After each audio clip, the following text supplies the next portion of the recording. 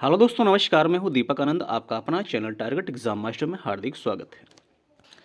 दोस्तों, आज इस वीडियो में हम लोग एसएससी जीडी के हम लोग है ना इसमें चौथे प्रैक्टिस सेट को सॉल्व करने के चल रहे हैं। इसके पीछे हम लोगों ने यहाँ पे 3 प्रैक्टिस सेट सॉल्व कर लिए हैं। यदि आप उन तीनों प्रैक्टिस सेट को नहीं देखे हैं तो आप पीछे वीडियो में जा करके देख सकते हैं। और दोस्तों, ये एसएससी जीडी के दृष्टिकोण से काफ़ी इंपॉर्टेंट प्रश्न है और जो कि आपके लिए बहुत ही महत्वपूर्ण हो सकता है यदि आप जीडी का एग्ज़ाम दे रहे हैं तो। जीडी के अलावा और भी अन्य परीक्षाओं के लिए महत्वपूर्ण ये प्रश्नावली हो सकती है ना। तो फिर चलिए शुरू करते हैं। और दोस्तों, यहाँ पे क्वेश्चन नंबर 26 से देखिए आपका जो है अपने स्टार्ट हो रहा है। और यहाँ पे पूछा गया है इसमें हिंदी दिवस कब मनाया जाता है। हिंदी दिवस कब मनाया जाता है? ऑप्शन है 2 दिसंबर, 13 दिसंबर, 14 सितंबर या फिर 15 सितंबर। इसमें आपका सही आंसर जो आता है ऑप्शन नंबर सी, 14 सितंबर को हम प्रत्येक वर्ष हिंदी दिवस के रूप में मनाते हैं। ठीक। अगला क्वेश्चन देखेंगे। यहाँ पे देखिए क्वेश्चन नंबर 27 कह रहा है भारत में गोल्डन हैंड शेक योजना किससे संबंधित है? ऑप्शन ए स्वैच्छिक सेवानिवृत्ति से, ऑप्शन बी भारतीय स्वर्ण व्यापारियों से, ऑप्शन सी भारत में विदेशी स्वर्ण व्यापारियों से, ऑप्शन डी स्वर्ण व्यापार संवर्धन से, है ना। इसमें देखिए क्वेश्चन नंबर 27 का सही आंसर जो आता है ऑप्शन नंबर ए, स्वैच्छिक सेवानिवृत्ति से। ठीक है। अगला क्वेश्चन देखेंगे आप। क्वेश्चन नंबर 28 कह रहा है इसमें निम्नलिखित में से किस युक्ति द्वारा किसी वस्तु का प्रतिबिंब सदैव आभासी या छोटा बनता है? अवतल लेंस, अवतल दर्पण, उत्तल दर्पण या फिर ग्लास प्लेट, है ना। क्वेश्चन नंबर 28 का सही आंसर जो आता है ऑप्शन नंबर सी, उत्तल दर्पण। ठीक है। अगला क्वेश्चन देखेंगे हम लोग। यहाँ देखिए जो है मतलब यहाँ पे क्वेश्चन नंबर 29 कह रहा है डूरंड लाइन ये किन दो देशों के बीच है? भारत चीन, भारत अफगानिस्तान, भारत पाकिस्तान या फिर पाकिस्तान अफगानिस्तान। तो इसका क्वेश्चन नंबर 29 का सही आंसर जो आता है पाकिस्तान अफगानिस्तान के बीच में जो लाइन खींची गई है उसको हम डूरंड रेखा या फिर डूरंड लाइन के नाम से उसको हम जानते हैं। ठीक है। अच्छा, अगला क्वेश्चन देखिए आप। क्वेश्चन नंबर 30 कह रहा है हाइपो जिसका फोटोग्राफी में प्रयोग किया जाता है उसका रासायनिक नाम क्या है? ऑप्शन ए कह रहा है सोडियम कार्बोनेट, सोडियम साइनेट, है ना, सोडियम नाइट्रेट या फिर सोडियम थायोसल्फेट। और इसमें देखिए क्वेश्चन नंबर 30 का सही आंसर जो आता है ऑप्शन नंबर डी, इसमें सोडियम थायोसल्फेट, है ना। अगला क्वेश्चन देखेंगे आप 31 नंबर का। ऐसी स्थिति जिसमें स्फीति के इसमें साथ बेरोजगारी में वृद्धि हो वह कहलाती है, उसको हम किस नाम से जानते हैं? ऑप्शन ए कह रहा है अतिस्फीति, इसमें द्रुत अस्फीति या फिर गतिहीन अस्फीति या फिर प्रत्यावस्थीति, है ना। क्वेश्चन नंबर 31 का सही आंसर हो जाता है ऑप्शन नंबर सी, यानी इसमें गतिहीन अस्फीति उसे हम कहते हैं। अगला क्वेश्चन देखेंगे आप। मुगल बादशाह बाबर की मृत्यु कहाँ हुई थी? लाहौर में, काबुल में, आगरा या दिल्ली में? क्वेश्चन नंबर 32 का सही आंसर हो जाता है ऑप्शन नंबर सी, आगरा में। ठीक है। अगला क्वेश्चन आप देखेंगे। इसमें जलियांवाला बाग हत्याकांड के समय भारत का वायसराय कौन था?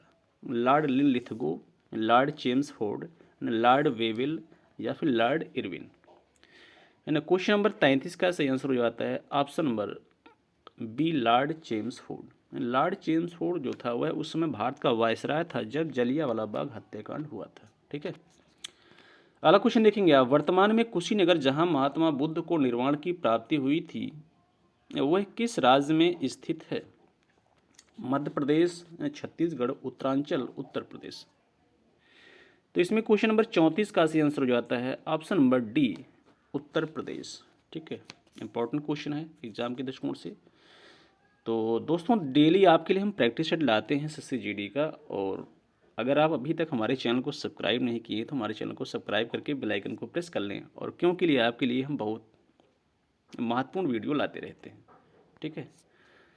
अगला क्वेश्चन देखेंगे हम लोग। इसमें निम्नलिखित में से कौन सा खनिज पृथ्वी की परपटी में प्रचुर मात्रा में मिलता है? निम्नलिखित में से कौन सा खनिज पृथ्वी की परपटी में प्रचुर मात्रा में मिलता है?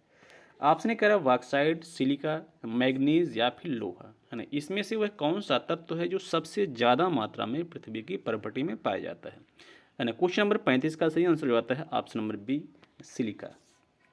अगला क्वेश्चन देखेंगे आप। भाषाई आधार पर गठित भारत का पहला राज्य क्या है? काफ़ी इंपॉर्टेंट प्रश्न आपका है।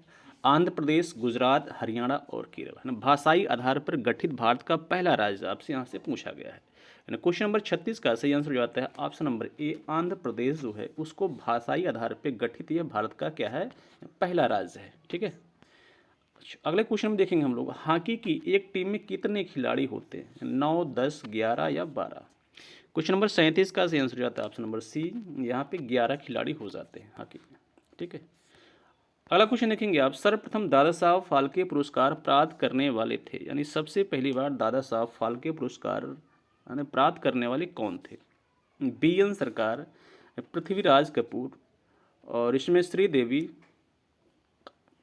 देविका रानी, श्रीमती देविका रानी, श्रीमती कानन देवी, है ना। इनमें से कौन है जो और जिनको सबसे पहली बार दादा साहब फाल्के पुरस्कार से नवाजा गया था।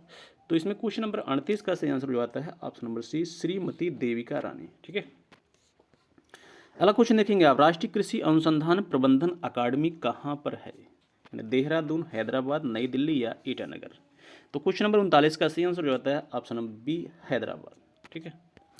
अगला क्वेश्चन देखेंगे आप, भारत में निम्नलिखित में से एक किस प्रकार की बिजली का उत्पादन सर्वाधिक मात्रा में होता है ना। ऑप्शन ए कह रहा है पन बिजली, ऑप्शन बी तापीय बिजली, नाभिक बिजली या फिर सौर बिजली। यानी किस प्रकार की बिजली का उत्पादन सर्वाधिक मात्रा में होता है भारत में। तो क्वेश्चन नंबर 40 का सही आंसर हो जाता है ऑप्शन नंबर बी, तापीय बिजली। ठीक है। अच्छा, अगला क्वेश्चन देखेंगे आप, काफ़ी महत्वपूर्ण है। यहाँ पे कहा गया है, हिरोशिमा पर पहला परमाणु बम गिराया गया था, यानी कब गिराया गया था, 6 अगस्त, 7 अगस्त, 9 अगस्त या 8 अगस्त को। क्वेश्चन नंबर 41 का सही आंसर हो जाता है ऑप्शन नंबर ए, यानी 6 अगस्त को। अगला क्वेश्चन देखेंगे आप, संसद का चुनाव लड़ने के लिए प्रत्याशी की न्यूनतम आयु कितनी होनी चाहिए, 18 वर्ष, 21 वर्ष, 25 वर्ष या 26 वर्ष। क्वेश्चन नंबर इसमें 42 का सही आंसर हो जाता है ऑप्शन नंबर सी, 25 वर्ष आयु होना अनिवार्य है संसद का कोई चुनाव लड़ने के लिए। ठीक है। अगला क्वेश्चन देखेंगे आप, इसमें विश्व बैंक का एक अन्य नाम है ना, जो विश्व बैंक है उसको हम और किस नाम से जानते हैं, अंतर्राष्ट्रीय पुनर्निर्माण तथा विकास बैंक, अंतर्राष्ट्रीय पुनर्वास तथा विकास बैंक, अंतर्राष्ट्रीय पुनर्वृत्ति तथा विकास बैंक, अंतर्राष्ट्रीय अनुसंधान तथा विकास बैंक, है ना। निम्नलिखित में से विश्व बैंक को हम और किस नाम से जानते हैं, है ना। इसमें जो है मतलब, है ना, इसमें 43 का आपका सही आंसर हो जाता है ऑप्शन नंबर ए, अंतर्राष्ट्रीय पुनर्निर्माण तथा विकास बैंक के नाम से भी हम विश्व बैंक को जानते हैं। इसमें ऑप्शन नंबर ए आपका सही हो जाता है। ठीक है। अगला क्वेश्चन आप देखेंगे, 1857 के विद्रोह के दौरान भारत का गवर्नर जनरल कौन था। ऑप्शन ए कह रहा है Lord Dalhousie, Lord Canning, Lord Mayo या लॉर्ड रिपन है। तो यहाँ पे क्वेश्चन नंबर 44 का सही आंसर हो जाता है option number B, Lord Canning जो था यह 1857 के विद्रोह के समय यह क्या था, गवर्नर था। ठीक है। अगला क्वेश्चन देखेंगे आप, यहाँ पे पूछ रहा है, यहाँ पे बुद्ध किस वंश से संबंधित थे, यानी जो गौतम बुद्ध थे उनका वंश क्या था ना, उनके वंश का संबंध किससे है। ऑप्शन ए कह रहा है यहाँ पे ज्ञात्रिका से, मौर्य से, शाक्य से या फिर कुरु से। तो क्वेश्चन नंबर 45 का सही आंसर हो जाता है ऑप्शन नंबर सी, वे शाक्य वंश से संबंध रखते थे, है ना। एक क्वेश्चन देखिए यहाँ से पूछा गया है राजधानी से आपका, है ना, हरारे किस देश की राजधानी है, काफ़ी इंपॉर्टेंट है, न्यूजीलैंड, जिम्बाब्वे, नाइजीरिया या फिर नामीबिया। तो यहाँ पे क्वेश्चन नंबर 46 का सही आंसर हो जाता है ऑप्शन नंबर बी, जिम्बाब्वे। ठीक है। अगला क्वेश्चन देखेंगे आप, भारत की जनसंख्या में ऋणात्मक वृद्धि ये दर एक किस दशक में इसमें दर्ज की गई थी, 1991 से 31 तक, 1911-21, 1941-51, 1931-41। तो इसमें क्वेश्चन नंबर 47 का सही आंसर हो जाता है ऑप्शन नंबर बी, 1911 से 1921 तक। अगला क्वेश्चन आप देखेंगे, निम्नलिखित में से कौन सा संसाधन अजैव और नवीनीकरण है, अजैव और नवीकरण है कौन सा संसाधन, लौह अयस्क, पशुधन या फिर जल या फिर जंगल। क्वेश्चन नंबर 48 का सही आंसर हो जाता है ऑप्शन नंबर ए, लौह अयस्क। ठीक है।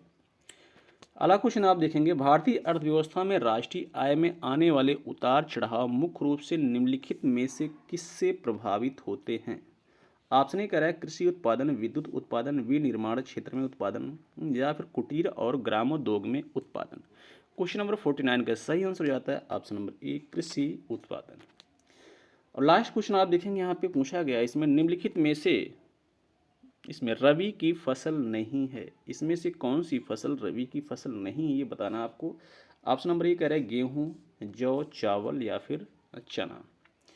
तो यहाँ पर देखिए दोस्तों साफ साफ दिख रहा है, जो फिर रबी की फसल होती है ये भी आपकी रबी की फसल है। इसमें गेहूँ रबी की फसल है, जौ रबी की फसल है और चना रबी का ही फसल है।